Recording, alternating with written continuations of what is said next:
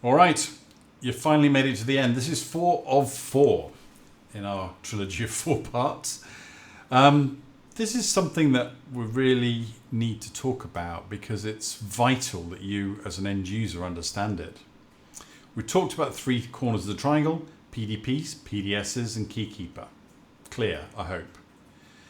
But in the middle of this is an organization that we're going to call FPUD, because the Foundation for the Protection of User Data is a bit of a mouthful. Want to set up a foundation in Switzerland with a number of aims. And it's important you understand this because, you know, we as a technology company, we will maybe cease to exist at some point. Maybe we'll be acquired. You don't know what the future is going to hold. And so how terms and conditions are managed, who controls what, that's really, really important. And users don't have a voice, right?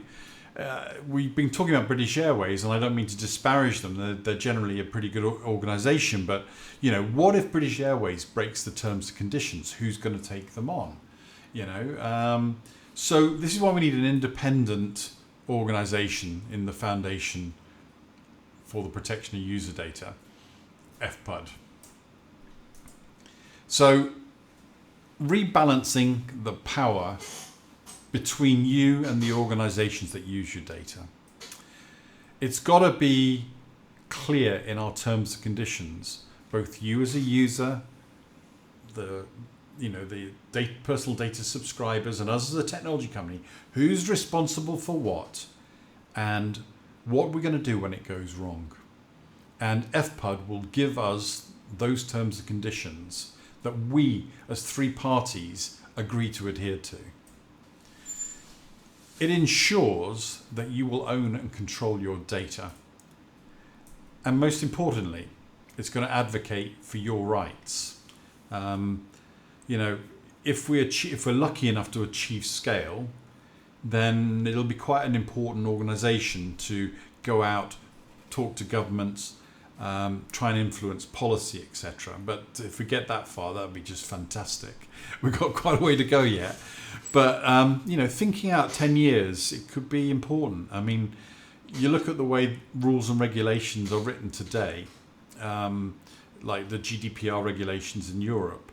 It is through the lens of large organizations. It's not through the lens of an individual end user.